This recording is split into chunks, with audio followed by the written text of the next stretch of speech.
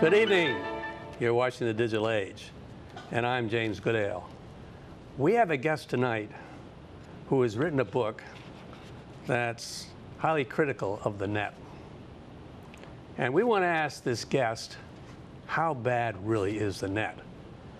He's all over town doing interviews for this book, which, by the way, is called, well, no, I don't want to tell you the name of the book. That's not fun. And I want to show you how he did his last interview.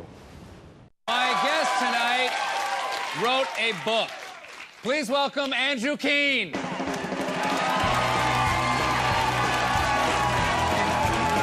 Thank you, sir. Please have a seat. You just saw Andrew Keene, who's plugging this book, The Cult of the Amateur. Well, that was a hilarious beginning. This is a pretty serious book. And it's one of the most interesting books I've read about the total impact of the net. And so we're going to ask how bad it is, all right? So let's start asking, how bad is it for mainstream media? That's a very good question, Jim. How bad is the net for mainstream media? I think it's very bad.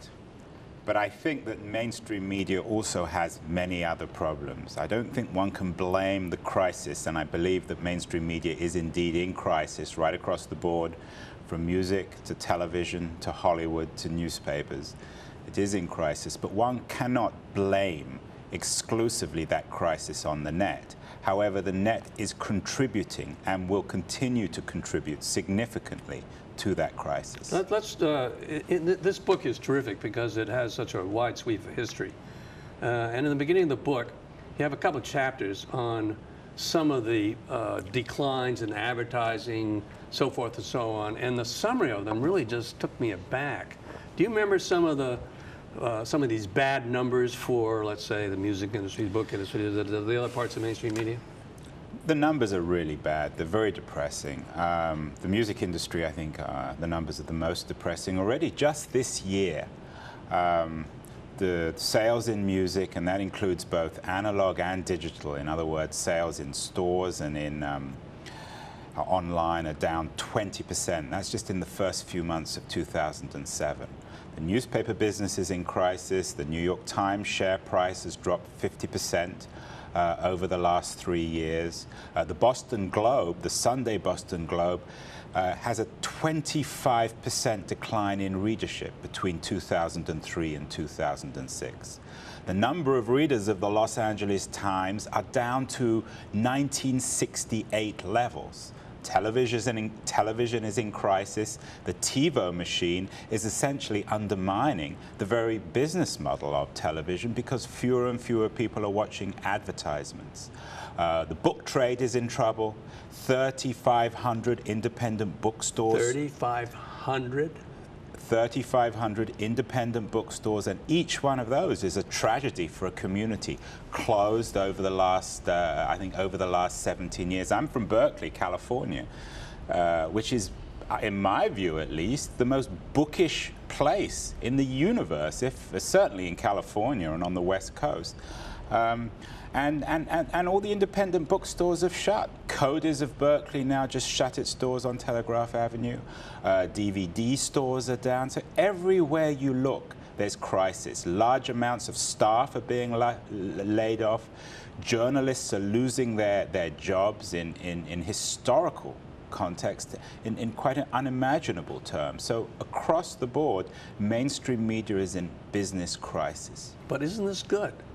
Because there is a whole school of thought that says that mainstream media is too liberal, it's tilted, even prejudiced, it has a bottleneck on public opinion, the public can't get access, and it's a con job on all of us. And now we have this great new democracy of speech, so to speak, to coin a phrase, which counters all this and does exactly what you said. Isn't that good? Well, isn't it better off to not have mainstream media? Jim, I'm strongly opposed to that position. And the reason I'm so confident that I'm right is not that the conservatives are against mainstream media, but also the radical left. My book has been critically assaulted both on the extreme left and on the extreme right. And institutions like the New York Times, we're told both from the radical left and the radical right, are biased. They're not. Reliable media like the New York Times, like the London Guardian, like the BBC, like CBC, like NPR, like a show like this, you do a relatively objective and reliable job. Without that, we have the chaos of the blogosphere. Without that, we have a profoundly corrupt media, a media dominated by radical leftists and radical conservatives. I believe that gatekeepers have immense value. Without gatekeepers in media, whether they're editors or publishers or fact checkers or agents, we're in deep crisis in terms of the future of our information and entertainment economies. And that has profoundly troubling implications for civic life. After all, what do we have to talk about if we're not reading the same newspaper? How can we vote if we don't have any reliable information to understand what's happening in the world? Well, writers with whom I've been familiar all my life have always said, I think, seriously, their greatest enemy are editors. Editors of newspapers, particularly editors of books. And if they just had their way, they could do a hell of a better job, and it would be better for all of us. And apparently you don't think they're correct. I certainly don't. I mean, I know from my own work that I have a blog as a way of publicizing my own book, and that the quality of the writing on the blog, and a blog by definition is something which is unedited, where there's no one between me, the writer, and my audience. The quality of that blog in terms of mistakes, and the quality of the grammar and the quality of the prose is inferior to the quality of my book or the work I do for newspapers or magazines. I think editors do generally a wonderful job.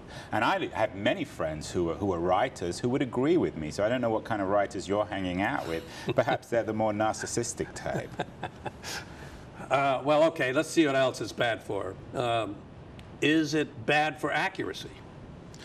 Absolutely not. You know, I'm sure you've had... No, this is the net. Is the net bad for accuracy? The net is profoundly unreliable. When you don't have gatekeepers, when no one is checking the veracity of the information, when no one is even checking whether the person who is claiming to be authoring the content is actually that person, well, there's no way of determining who the author of the content is. By definition, it's profoundly unreliable. When you do away with gatekeepers, you create the chaos of the blogosphere. And many of your viewers will be intimately familiar with that. When you go online, you really have no idea whether or not that information is reliable and whether the author of the information is actually an objective journalist or is in the pay of a foreign government, a corporation, or a political party. The value of mainstream media is that it historically has done a reasonably good job ensuring, guaranteeing reliability, that the journalist who is claiming to write the piece is that journalist and that the facts he's using are actually accurate. Wikipedia comes up in your book. And for those who don't know Wikipedia, what it is, and there may be a few, it is a ersatz online version of Encyclopedia Britannica where I can go, as I did, and look you up, and you could look me up on Wikipedia. And for some, it appears to be a substitute for the Encyclopedia Britannica. But is the Wikipedia something we should rely on, or is it full of errors?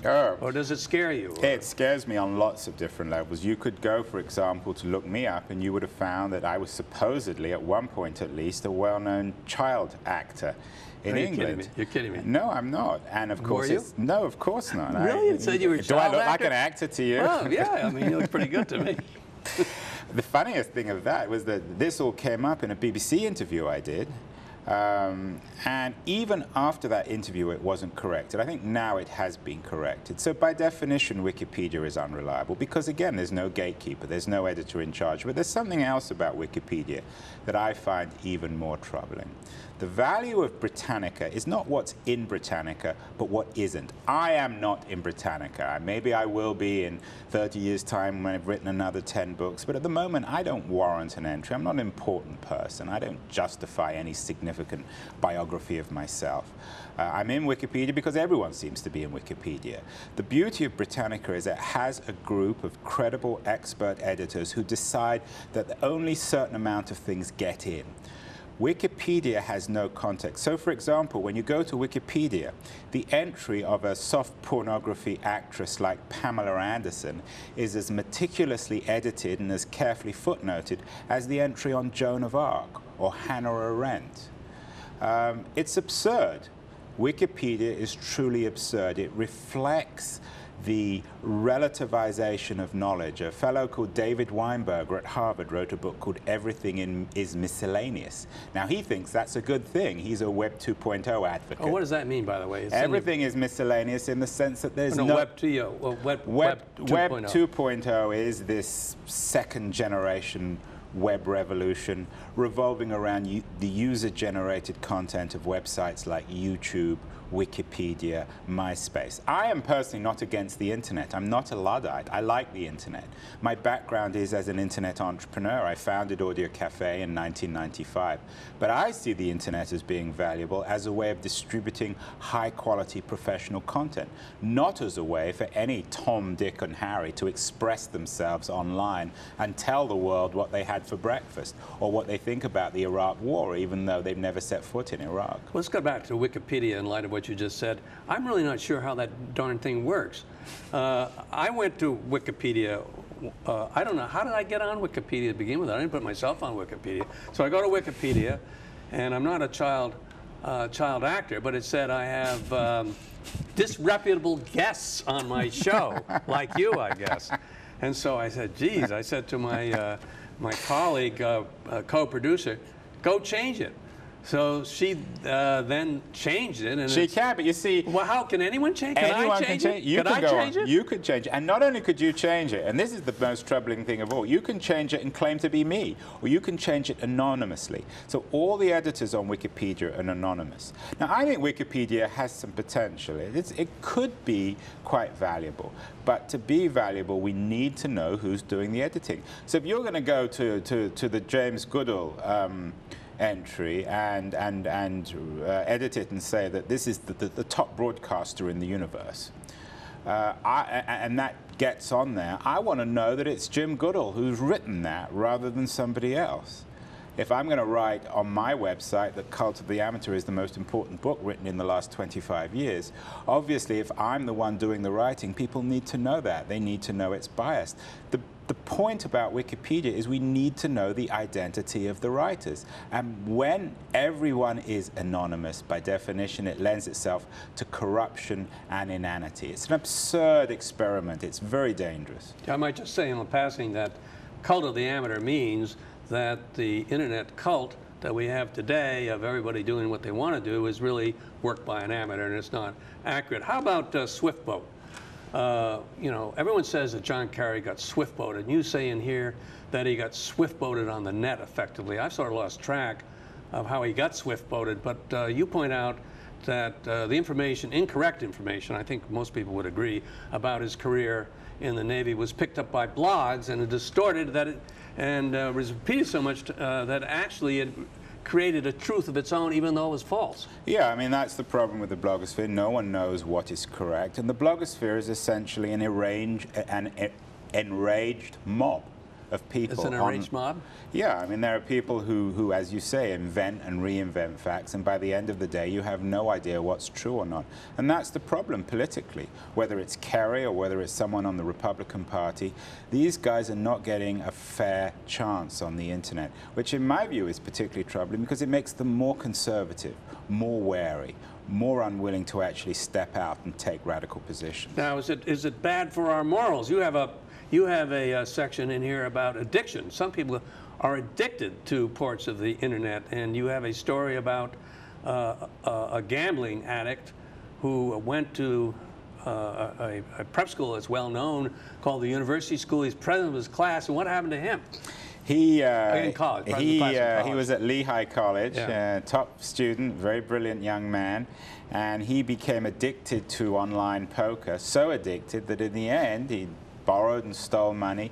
He held up a bank. I mean, it's in a sense, I guess it's a funny story, but it's a tragedy for him. It's a tragedy for his family, and it epitomizes, I think, the way in which online gambling, and particularly online poker, has become a curse, a cancer amongst young people.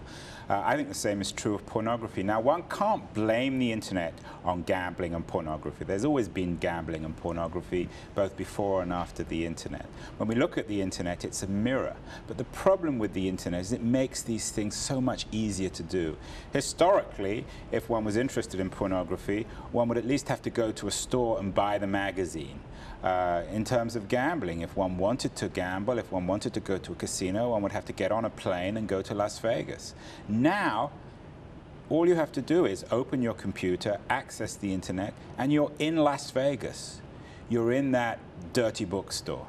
And that's very troubling, particularly for kids. Now, as adults, of course, we have the right to do what we like. If we choose to look at pornography, if we choose to gamble, I'm not suggesting that we should eliminate or outlaw those things. But I think that the internet is very troubling in the way in which it makes gambling and pornography so accessible for our kids. And I think there's a curse now of that. Now, is it bad for our privacy? As I'm thinking, as you're talking about pornographic sites, I mean, I will confess that now and then I feel like going to a pornographic site, but I will tell you also that the reason I don't is that I think Google will trace me there, and I'm scared to death to go. Is Google and the other sites that are tracing you through what is known as cookies, that's something embedded in your hard drive. I don't know if all people realize that anytime anytime you go anywhere on the net, there's someone following you. Essentially, well, not so much following you, they're looking over your shoulder. When you go to your search engine, whether it's Google or Ask or MSN or AOL, that engine is recording what you enter. And I talk in my book. Google search. Excuse me for interrupting, but I never realized if you put a Google search term in there that they know that you've done that. Yeah. And they can follow it. They can follow it. Now, Google is not Big Brother yet. But what's scary about Google, of course, is that they're an advertising company. 99% of their revenue is derived from advertising. The more they know about you, about your habits, the more they can personalize the advertising. So that's the Orwellian dimension here. The more intimate Google is, the more money they make, the more they want to know about you. So your personal information is their crown jewels. I wanted to ask you, in the book you say that Yahoo does the same thing. That and there are ways of disabling cookies, and probably everyone should know that, and they ought to clear the cookies or disable them. But if you disable what you do by going to the website of, say, Yahoo will tell you how to disable. It's complicated to disable. It's complicated, but you can do it. But you say in the book that if you disable your cookie on Yahoo, Yahoo disables you and you can't use Yahoo anymore. Yeah, I mean, it makes it very difficult to get your mail and very difficult to get your messages. So is that true about Google too, by the way? Will they kick you off? They won't formally kick you off, but they make it difficult. They want to know a lot about you. Cookies are good for Google. Cookies are good for Yahoo. Do you disable? I don't, because you don't. Well, I get. How do you write this whole book? And then you just asking yourself to get more amateurish stuff thrown at you. I've got the perfect excuse to go to pornography sites, you see. I'm just doing research for the book. Did you? Of course. Well, the ones that I found particularly, I don't know if they were entertaining or troubling, are where, if you like, Web 2.0 and pornography come together. These are websites where amateurs are literally bearing all.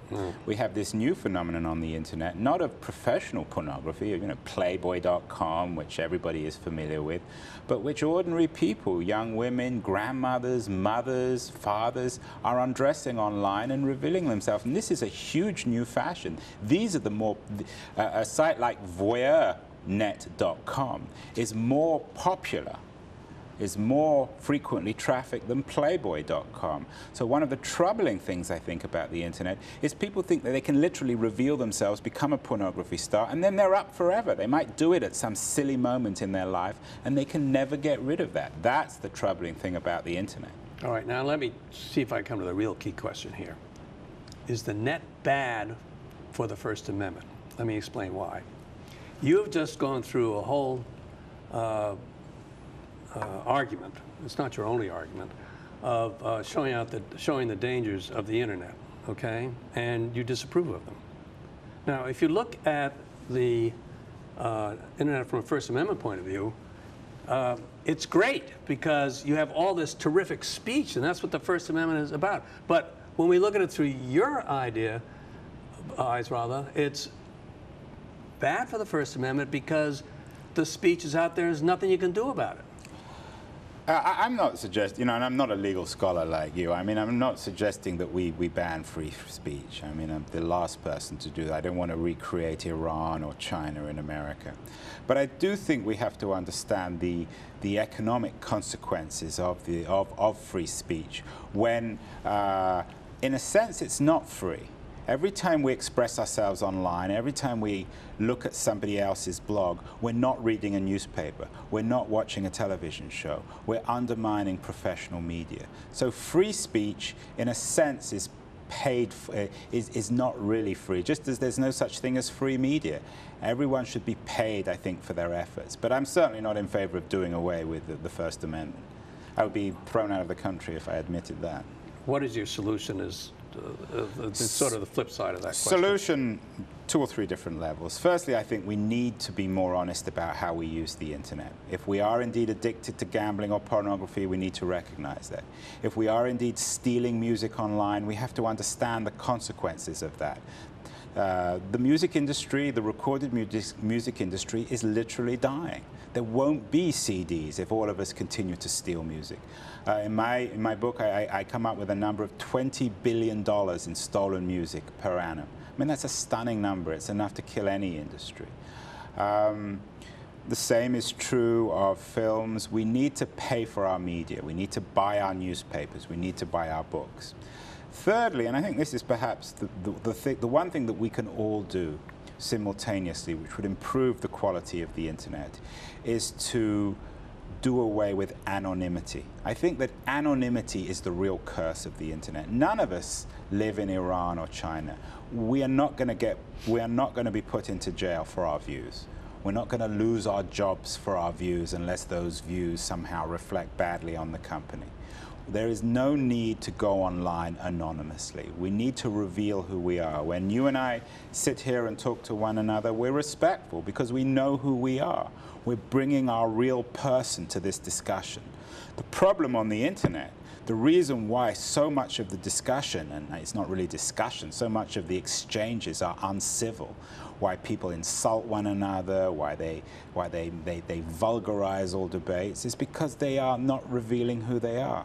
So the one thing I would challenge all your viewers is to give up anonymity. If we could collectively do that, we would go from a state of nature to a civil society automatically. You also point out that if you've got high quality stuff on the net, that theoretically should succeed, and that's another way of dealing with the junk that you find on the net. Yeah, I mean, in my book, I have a final chapter on solutions. Right. As I said, I'm not a Luddite, and I'm not in favor of switching the thing off or banning it or putting people in jail for their views.